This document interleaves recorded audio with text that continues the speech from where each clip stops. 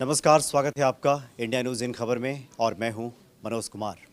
लगभग 3 दशक के खींचतान और तनातनी के बीच अब ऐसा लग रहा है जैसे अमेरिका और ईरान ये दोनों अब युद्ध के मुहाने पे खड़े हो गए हैं। क्योंकि जिस तरह की बयानबाजी हो रही है, जिस तरह के हालात वहाँ पे पैदा हो रहे हैं और जो स्थिति दिख रही है, उससे लगता है कि एक बार फिर से जो खाड़ी के देश हैं युद्ध की तरफ आगे बढ़ रहे हैं और इसमें अमेरिका की महती भूमिका होगी और हो सकता है कि ईरान के खिलाफ अमेरिका को सफलता मिल जाए बहुत सारे देशों को एकजुट करने में, गोलबंद करने में। ऐसे हालात वहाँ पे हैं क्या, इसके हम बात करने इस संबंध में हम बात करेंगे और इसके लिए हमारे साथ मौजूद हैं हमारे वरिष्ठ सहयोगी विद्याशंकर तिवारी जी और दूसरी तरफ राजीव कुमार जी हैं।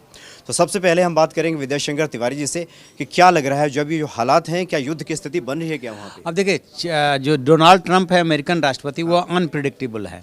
कब क्या कह देंगे, कब अपने को विड्रा कर लेंगे, पता नहीं चलता है। लेकिन जो इस पूरे अरामको पे हमले के बाद जो घटनाक्रम घटित हुआ और जिस तरीके से उन्होंने ट्वीट किया कि हमें सब कुछ पता चल गया है, हम अपने मित्र देश की राय का इंतजार कर रहे हैं, उसके बाद हम बताएंगे, तो उसका मतलब साफ सा है। आपको याद होगा जून में एक बार अमेरिकी ड्रोन को ईरान ने मार गिराया था। हालांकि उस बात को उसने माना नहीं था और तब ट्रंप ने जो है हमले का आदेश दे दिया था। लेकिन हमला होने से चंद मिनट पहले उन्होंने विड्रा कर लिया था। उसकी वजह उन्होंने ये बताई थी कि मुझे बताया गया ऐन मौके पे कि इतने लोग मारे जाएंगे, तो हमने उसको टालने के लिए कि इतने सिविलियन न मारे जाएं, हमने वापस ले लिया था। अब जो थोड़ी परिस्थितियां हैं वो थोड़ी सी हट के और अलग हैं। अभी उन्होंने जो उनका जॉन बोल्ट जो नेशनल सिक्योरिटी एडवाइजर थे, उनको उन्होंने हटाया है और माना ये गया कि वो बहुत एग्रेसिव थे ईरान को लेकर के, और भी कंट्रीज को लेकर थे, लेकिन ईरान को लेकर के ज़्यादा एग्रेसिव थे। और जो असद रूहानी हैं ईरान के राष्ट्रपति, और डोनाल्ड ट्रंप में मीटिंग की भी बात चल रही थी और इसी बीच में ये घटनाक्रम हो रहा है। तो ईरान ने न पहले ड्रोन हमले को माना था जून वाले को कि उसने मार गिराया है, न इसको मान रहा है। लेकिन जो इनपुट मिला है उस इनपुट के मुताबिक जो यमन है, वहाँ के जो हुती विद्रोही हैं वो उनके पास इतनी क्षमता नहीं है कि एक साथ वो 10 ड्रोन अटैक कर दें। तो इनका कहने का मतलब ये है कि जो कुछ भी हुआ है, यदि उन्होंने भी किया है तो ईरान उधर से सपोर्ट कर रहा है और सऊदी अरबिया उन विद्रोहियों के खिलाफ वहाँ पे लड़ रहा है और ये 3-4 साल पुराने संघर्ष चल रहा है। तो इस वजह से सऊदी अरब पे अटैक का मतलब मान के चलिए कि अपरोक्ष रूप से अमेरिका के ऊपर अटैक। सऊदी अरब के पास पैसा बहुत है, लेकिन आर्मी उतना प्रोफेशनल और उतना वेल इक्विप्ड, उस तरह से निपुण नहीं है जैसा कि लड़ने के लिए चाहिए, यानी सैन्य तौर पे नहीं। अच्छा राजीव कुमार जी बताएं, अभी जैसे जो ड्रोन की बात आ रही थी, ड्रोन को मार गिराया गया था। हालांकि ईरान ने कहा था कि जासूसी कर रहा था अमेरिकी ड्रोन, हालांकि अमेरिका ने इससे इनकार किया था। अभी जो हालात बन रहे हैं, क्या लगता है कि युद्ध के मुहाने पे दोनों देश खड़े हैं क्या? देखिए, बहुत सारे जो दर्शक हैं वो ड्रोन और इस अटैक और इससे जोड़कर खुद को देखेंगे, इससे ज़्यादा आगे नहीं बढ़ेंगे। लेकिन दो चीज़ों को देखना बहुत ज़रूरी होगा। एक तो मिडिल ईस्ट की जो ताकत है वो ऑयल है, एनर्जी है, जिस पर सभी कब्जा रखना चाहते हैं और अमेरिका इस एरिया पर चौधराहट अपनी बनाए रखना चाहता है, वो दौर कोई भी हो। दूसरी चीज़, अमेरिका में राष्ट्रपति चुनाव होने वाले हैं। अफगानिस्तान से फोर्सेज विड्रॉल करने की बात वो कह रहा था, लेकिन अभी नहीं कर रहा है। कहने की बात यह है कि अगर अमेरिका ईरान को एक पॉसिबल थ्रेट मानकर उस तरह से कुछ मेजर्स लेता है जिससे उसकी इस पूरे इलाके में और साथ ही अमेरिका में एक इमेज बनती है, खासतौर पर अमेरिका की नहीं, राष्ट्रपति डोनाल्ड ट्रंप की, तो आने वाले चुनाव में वो बेहतर स्थिति में होंगे। लिहाजा ये ड्रोन का जो हमला है, अगर ईरान को ये करना ही होता तो शायद ईरान के जो सपोर्ट वाले जो उग्रवादी गुट हैं वो कोई मिसाइल अटैक कर सकते थे, तो कुछ भी कर सकते थे। ये सारी चीज़ों में जाहिर सी बात है इजराइल और अमेरिका मिलकर लगातार दबाव बना रहे हैं ईरान के ऊपर भी और वहाँ की जो हालत है उसके ऊपर भी। लेकिन कहीं बहुत, विद्या जी भी शायद मेरे से सहमत शायद हों, अगर वो देखें आने वाले चुनाव कहीं बहुत बड़ा रोल प्ले करने वाले हैं और डोनाल्ड ट्रंप को खुद को दिखाना है कि वो लार्जर देन द लाइफ हैं, वो इस सारे हालात को टैकल कर सकते हैं। और अगर वो टैकल कर ले जाते हैं, जिसकी मुझे संभावना युद्ध की बहुत कम लगती है, एक बादल क्रिएट किया जाएगा, शायद वो बादल छट जाएगा और उसमें डोनाल्ड ट्रंप विजयी होकर निकलेंगे। विद्या जी ये बताएं कि अभी 2-3 महीने पहले भी ऐसे हालात लग रहा था कि जैसे कि अमेरिकी फ़ौजें हमलावर हो जाएंगी, लेकिन ऐन वक्त पे उस वक्त ट्रंप ने अपने को पीछे कर लिया था, आश्चर्य हुआ था लोगों को। अभी जो बयान की हम खासकर बात करेंगे, अभी जैसे ईरान का भी बयान आ रहा है कि उनके जो हवाई अड्डे हैं और उसके बाद उनके जो मिसाइलें हैं वो हमारे दायरे में हैं। इसका क्या मतलब है कि क्या ये सिर्फ जैसा कि बता रहे हैं राजीव जी, एक माहौल बनाया जा रहा है या फिर कुछ तथ्य है देखिए, इसमें? ईरान इराक प्रकरण के बाद जो इराक वार हुआ था, जिस तरह के से अमेरिका ने वहाँ पे इंटरफेयर किया था, एक बार जब आप किसी दुश्मन को मार लेते हैं ना, तो बेशक आप मार लेते हैं, लेकिन सिर्फ वही मारा नहीं जाता, आप भी कमजोर हो रहे होते हैं। ठीक है, अमेरिका के साथ जो इराक में जो कुछ भी घटनाक्रम घटित हुआ था, उसके बाद से ईरान ऐसा नहीं है कि इराक से बहुत ज़्यादा मजबूत है, ठीक है ना, लेकिन अमेरिका भी कहीं ना कहीं उस प्रकरण से झटका खाया, अफगानिस्तान में झटका खाया, उत्तरी कोरिया में झटका खाया। आखिरकार ट्रंप का रिकॉर्ड उठा करके पिछले 3.5 साल का देख लीजिए, वो उत्तरी कोरिया से भी बात करने को तैयार है, वो ईरान से भी बात करने को तैयार है, और तो और छोड़िए वो तालिबान से भी बात करने को तैयार है। मतलब यहाँ पे उन्हें अब वो आतंकवादी नहीं दिख रहे हैं। कहने का मतलब ये है कि जो राजीव जी कह रहे थे कि वो अंतर्राष्ट्रीय परिस्थितियों के हिसाब से सामान्य तौर पे अमेरिका में 2 टर्म मिलता है राष्ट्रपति को, ठीक है। ट्रंप के बारे में ये है कि वहाँ पे विरोध बहुत ज़्यादा है, तो क्या ट्रंप रिपीट कर पाएंगे या नहीं कर पाएंगे, तो उसी घन चक्कर में या उसी स्ट्रेटजी के तहत वो हो सकता है कि ऐसा माहौल दिखाना चाहते हों जैसा कि जून में भी हुआ था, और फिर जो है पीछे हट जाते हैं। हो सकता है कि इस बार भी पीछे हट जाए, और ये भी हो सकता है कि उन्हें आगे बढ़ करके अटैक करना पड़े, क्योंकि ईरान, आप एक चीज़ देख रहे होंगे, इनके तमाम प्रतिबंधों के बावजूद ईरान इनके सामने झुक के नहीं दे रहा है, वो साफ साफ चैलेंज इनको कर रहा है। अच्छा राजीव जी बताएं, चूंकि ट्रंप की जो छवि है ना, जो व्यक्तित्व है, एक स्थिर चित्त वाले व्यक्ति की नहीं है कभी भी, तो ये इन बयानबाजियों को देखें। और दूसरी जो बात आ रही है, चूंकि ट्रंप की ये कोशिश है, अमेरिका की कोशिश है कि जो इराक युद्ध के समय किया गया था कि अन्य देशों का भी एक गुट बनाया जाए और दुनिया को अपने पक्ष में लिया जाए और उसके बाद हमलावर हुआ जाए।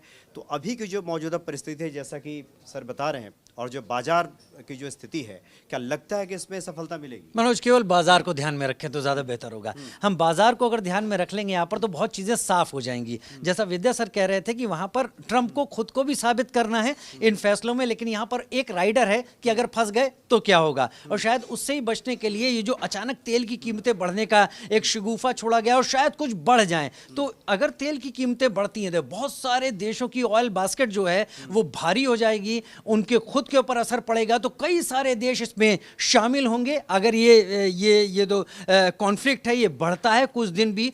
लेकिन ये कुछ ही दिन बढ़ने की मुझे संभावना लगती है, क्योंकि तब तक ट्रंप वो बाजी अपने हक में कर ले जाएंगे जो उनके देश में चल रही है, और अगर इतना कर ले जाते हैं तो कहीं बहुत ट्रंप एक बड़े होकर उभर जाएंगे यहाँ पर। चलिए एक और सवाल जो जिसका जिक्र राजीव जी भी कर रहे हैं, आम लोगों के नज़र से अगर देखें और पूरी दुनिया के नज़र से अगर देखें, क्योंकि इस युद्ध का असर सिर्फ अमेरिका और ईरान पे भी नहीं होगा, क्योंकि ये पूरे तरह से ग्लोबल वर्ल्ड है, ये विश्व का हर देश इसके चपेटे में लगभग आ जाता है। खासकर तेल की बात करें तो भारत के संदर्भ में देखें तो क्या असर पड़ेगा? भारत के संदर्भ में अभी इस बहस में आने से पहले मैं देख रहा था धर्मेंद्र प्रधान जो अपने पेट्रोलियम मंत्री हैं कि अभी उन्होंने सऊदी अरबिया से बात की और अमेरिका से भी बात की है, तो अभी उनके सप्लाई पे कोई फर्क नहीं पड़ता है। लेकिन जैसा आपने जिक्र किया कि चूंकि दुनिया ये पूरा ग्लोबल विलेज बन चुकी है, तो हो सकता है कि कुछ दिन फर्क ना पड़े, और यदि वार होती है तो आगे चल करके फर्क पड़े, क्योंकि अभी माना गया कि उन दोनों प्लांट से यदि 50% का उत्पादन कम हो जाता है और सबसे ज़्यादा सप्लाई करता है यदि सऊदी अरबिया, तो स्वाभाविक है कि पूरी दुनिया पे उसका फर्क पड़ना है। अमेरिका ने बेशक अपना जो रिजर्व है उसमें से देने की बात बोली है कि हम दे सकते हैं, तो उससे कितनी स्थिति से मिलेगी? मान लें कि 2 महीना खिंच जाता है ये तनातनी वार, वैसा तो ट्रेडिशनल वार तो होना नहीं है। हाँ, अटैक करेंगे, फिर उसके अटैक का इंतजार करेंगे, मिसाइल वार करेंगे, ऐसे होना है ये, क्योंकि दोनों की सीमा तो मिल नहीं रही है जो आमने सामने ऐसा वार होना है। वैसे उम्मीद कम है, 50-50 मानिए। चूंकि सऊदी अरब जिस तरह से इधर एशियन कंट्री में जापान उसका दोस्त है ना अमेरिका का, नागासाकी हिरोशिमा के बाद उसने ठेका लिया कि आपकी सुरक्षा की जिम्मेदारी हमारी, ठीक उसी तरह से सऊदी अरबिया का भी उसने अपरोक्ष रूप से ठेका ले रखा है, आपको चिंता करने की जरूरत नहीं, आपकी सुरक्षा की जिम्मेदारी हमारी, क्योंकि सऊदी अरबिया के पास तेल है और पैसा बहुत ज़्यादा है, ठीक है, और अमेरिका को अपना हथियार बेचना होता है, ये पूरी दुनिया जानती है। तो अब जैसे मंदी का दौर है और उसको अपना हथियार बेचना है, तो कुछ तो करेगा अमेरिका, समझ रहे हैं? जी बिल्कुल। चलिए एक आखिरी सवाल राजीव जी लेते हैं आपसे, क्योंकि आमतौर पे देखा गया खाड़ी देशों में जब भी युद्ध होता है तो हितों की टकराहट होती है, या कहीं भी सिद्धांत या फिर कहीं भी विश्व का भला, ऐसी बातें नहीं होती।